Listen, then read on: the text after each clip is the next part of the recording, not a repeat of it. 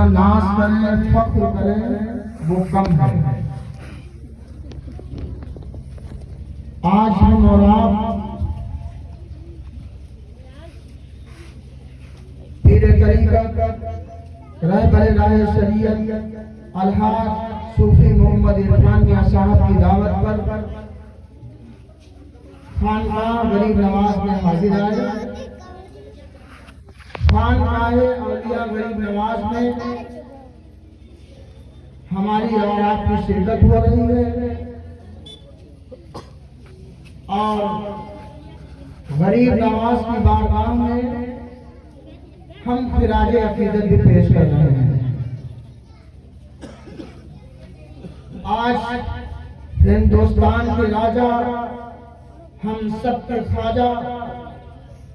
خواجہ معین الدین چشتی حسن سنجری رحمۃ اللہ علیہ کی چھٹی شریف ہے اور یہ ہمیں آپ سب کو پتا ہے کہ ہر سال بڑی دھوم دھام کے ساتھ شان بان کے ساتھ عقیدت و احترام کے ساتھ خانقاہ اولیاء غریب نواز میں چھٹی شریف کا پروگرام ہوتا ہے۔ قسمت والے حاضر آتے ہیں اور غریب نواز کی بارگاہ میں خراج عقیدت پیش کرتے ہیں۔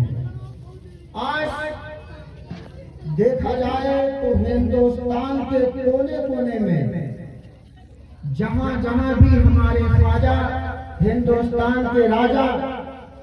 غریب نواز کے چاہنے والے ہیں، مختلف مقامات پر غریب نواز کی چھٹی شریف کرتے ہوئے نظر آ رہے ہیں۔ اور شاید نے کہا بھی ہے خواجہ کی چھٹی ہو یا بڑے پیر کی گیارہ، سنی نہ کرے گا تو بھلا کام کرے گا۔ اور ہمارا یہ عقیدہ بھی ہے کہ آج ہم بھولن پور کی سرزمین سے خانقاہ اولیاء غریب نواز میں بیٹھ کر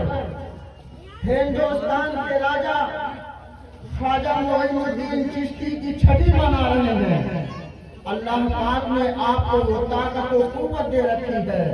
کہ ہم خود یہاں بیٹھے ہیں لیکن ہندوستان کے راجا غریب نواز اجمیر شریف سے ہماری عقیدت کو ملاحظہ فرما رہے ہیں اور ان کی بارگاہ میں ہماری آپ کی خراج عقیدت اور یہ محبتوں کا نذرانہ قبول ہو جائے تو انشاءاللہ ہم دنیا میں بھی کامیاب ہیں اور آخرت میں بھی کامیاب ہیں۔ آج بزرگان دین کی جو کرامتیں بیان کی جاتی ہیں، ہمارے غریب نواز کو بھی اللہ پاک نے بے شمار کرامتیں عطا فرمائی۔ کرامتیں اللہ پاک اپنے بندوں کو عطا فرماتا ہے۔ کن بندوں کو؟ جن سے اللہ پاک دنیا میں راضی ہو جاتا ہے۔ غریب نواز بھی انسان ہے۔ آپ نے ایسی زندگی گزاری، آپ کی سوانح عمری پڑھنے کے بعد، آپ کی زندگی کا مطالعہ کرنے کے بعد یہ معلوم ہوتا ہے کہ غریب نواز ایک ایسے سچے اور اچھے انسان ہیں جنہوں نے پوری زندگی نبی کونین صلی اللہ علیہ وسلم کی سنتوں پر عمل کرنے میں گزار دی، آقا علیہ السلام سے سچی محبت کی اور اپنے پیر خواجہ عثمان ہارونی کی بارگاہ میں آپ نے بے شمار خدمت کی۔ اور غریب نواز اعلان فرماتے ہیں، اے لوگوں، اللہ پاک نے جو آج ہمیں ہندوستان کی بادشاہت عطا فرمائی ہے، اس میں میرا کوئی کارنامہ نہیں ہے بلکہ یہ میرے پیر و مرشد خواجہ محمد عثمان ہارونی کی دعا ہے اور ان کی دعاؤں کے صدقے میں اللہ پاک نے ہمیں ہندوستان کا راجا بھی بنا دیا اور ہندوستان کی بادشاہت بھی عطا فرما دی۔ آج آپ تاریخ کا مطالعہ کریں تو آپ کو معلوم ہو جائے گا، تاریخ پڑھنے کے بعد یہ ہندوستان ہے جہاں 5 سال کے بعد ہر حکمراں کی حکومت ختم ہو جاتی ہے، ہر بادشاہ کی بادشاہت ختم ہو جاتی ہے، لیکن ہندوستان کا راجا، ہم سب کا خواجہ معین الدین چشتی حسن سنجری ایسا راجا ہے، ایسا بادشاہ ہے کہ جب تک دنیا سلامت رہے گی ہندوستان کے راجا، ہم سب کے خواجہ معین الدین چشتی کی حکومت بھی باقی رہے گی اور شہنشاہیت بھی باقی رہے گی۔ کیوں؟ دنیا والوں کو راجا دنیا والے بناتے ہیں، دنیا والے کو بادشاہ دنیا والے بناتے ہیں، لیکن ہمارے خواجہ کو دنیا والوں نے بادشاہ نہیں بنایا ہے، بلکہ نبی کونین صلی اللہ علیہ وسلم کی محبت کے صدقے میں اللہ پاک نے آپ کو آپ کے پیر و مرشد کی دعا کے صدقے میں ایسی بادشاہت عطا فرمائی، ایسی حکمرانی عطا فرمائی کہ ہندوستان کے راجا جب تک دنیا باقی رہے گی معین الدین تو بھی ہندوستان کے بادشاہ ہیں۔ حضرات، شاید نے کہا ہے طریقے مصطفیٰ کو چھوڑنا ہے وجہ بربادی،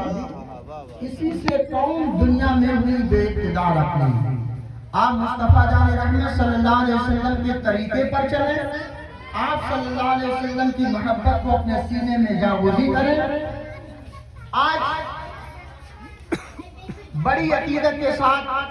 ہندوستان کے راجا کی کرامت بیان کی جاتی ہے اور مجھے بھی بہت اچھا لگتا ہے، اور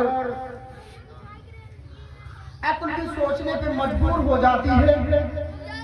کہ انا ساگر اتنا بڑا تالاب اور خواجہ غریب نواز کے قاصر میں آ گیا،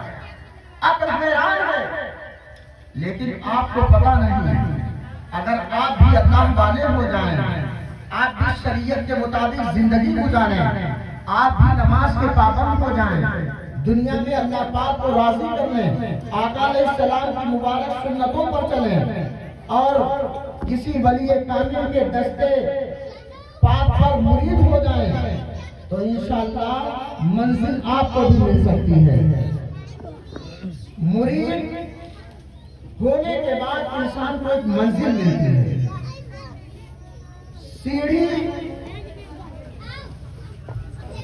کا پہلا حصہ وہ جس پہ پیر رکھتا ہے، یا پہلا زینہ چھت پہ جانے کے لیے جب آپ پہلے زینے پہ پیر رکھتے ہیں، آپ یوں ہی سمجھ لیجئے کہ جب آپ مرید ہو جاتے ہیں تو پہلی منزل آپ کو ملتی ہے۔ اب اگر آپ مرید ہو جانے کے بعد اپنے اندر شوق پیدا کرتے ہیں، عقیدت پیدا کرتے ہیں، پیر و مرشد سے لگاؤ رکھتے ہیں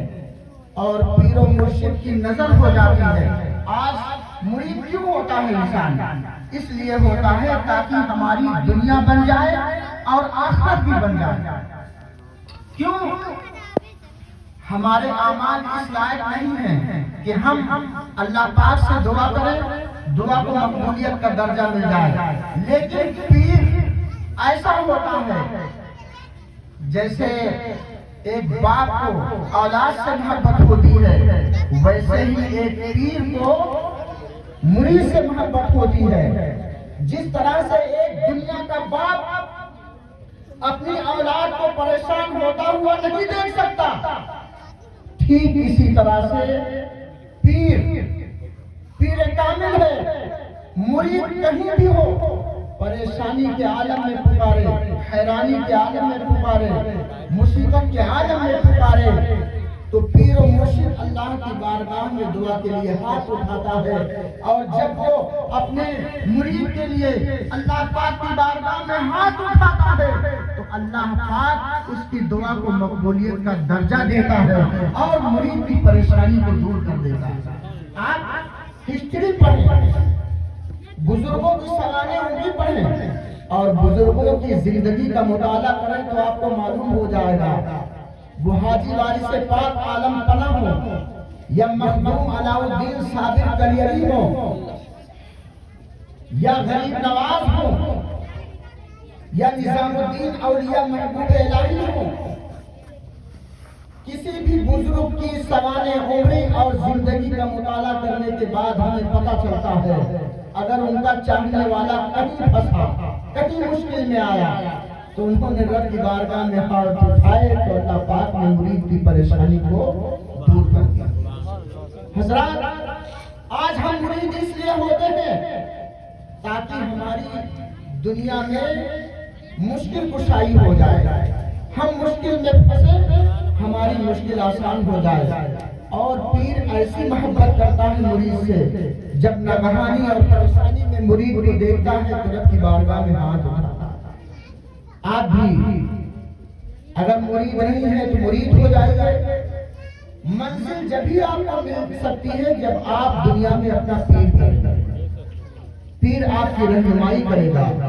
دنیا میں بھی اور آخرت میں بھی۔ اور آخرت میں تو پیر ایسی رہنمائی کرتا ہے کہ آپ قیامت کے دن کا جب منظر دیکھیں گے تو دیکھتے ہی رہ جائیں گے۔ غوث پاک رضی اللہ تعالیٰ عنہ کے جھنڈے کے نیچے ان کے چاہنے والے موجود ہوں گے، غریب نواز کے جھنڈے کے نیچے ان کے چاہنے والے موجود ہوں گے، وارث پاک عالم قرآن کے چاہنے والے موجود ہوں گے، مخدوم علاء الدین صابر کے چاہنے والے، اور ہندوستان کے راجا ہم سب کے خواجہ معین الدین چشتی کے چاہنے والے ان کے جھنڈے کے نیچے ہوں گے۔ آپ دیکھتے ہی فخر کریں گے اور سکون آپ کو ملے گا کہ ہم نے دنیا میں جس سے محبت کی، اس محبت کا ثمرہ جب قیامت کے دن آپ کو ملے گا تو انشاءاللہ آپ اپنے نصیبے پہ ناز کریں گے۔ اس لیے میں کہتا ہوں آپ منزل کو پانے کے لیے مرید بھی ہو جائیں۔ آج بڑی عقیدت و احترام کے ساتھ غریب نواز کی بس آخری بات کر رہا ہوں۔ غریب نواز کی جو کرامت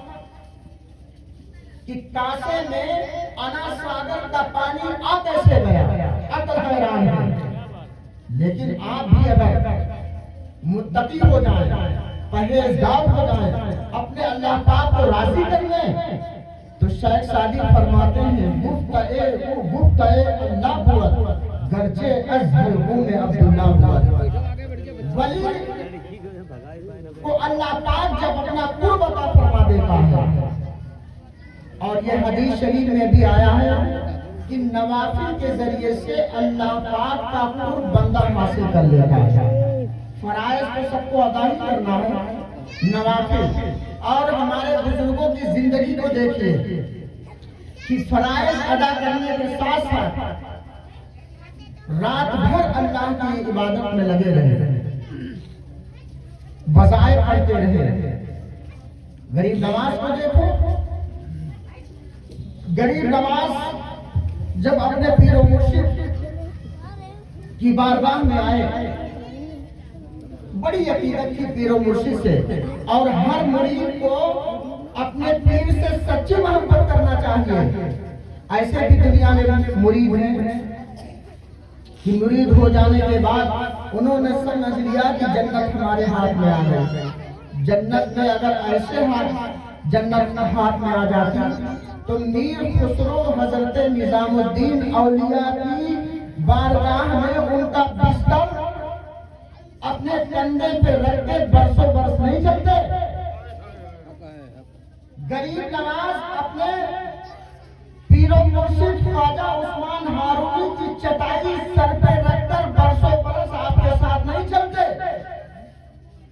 وہ سمجھ لیتے کہ جنت ہمارے ہاتھ میں آ گئی، لیکن انہیں پتا تھا کہ رب کو راضی کرنے کے لیے تمہیں بڑی مشقتیں کرنا ہے، بڑے مجاہدے کرنا ہے، بڑے وظائف کرنا ہے، اور یہ منزل پیر کی رضا سے ملے گی۔ پیر راضی ہو جاتا ہے تو منزل مل جاتی ہے۔ اب آپ کو آسانی کے ساتھ سمجھ میں آ جائے گا کہ اگر ایک باپ کے 4 بیٹے ہیں اور 4 بیٹوں میں سے ایک بیٹا ایسا ہے جو بڑا فرما بردار ہے، صبح ہوتی ہے نماز پڑھنے کے بعد اپنے ماں باپ کو سلام کرتا ہے، اپنے ماں باپ کی خدمت میں لگ جاتا ہے، یقیناً ماں باپ اس سے راضی ہوتے ہیں۔ اولاد سبھی ہے، محبت سبھی سے ہے، لیکن اس اولاد سے لگاؤ ماں باپ کو زیادہ ہو جاتا ہے جو فرما بردار ہوتی ہے، عقیدت بھی اسی سے زیادہ ہو جاتی ہے جو فرما بردار۔ اب بہت سے بچے یہ کہتے ہیں کہ ہمارے ماں باپ ایک کو مانتے ہیں،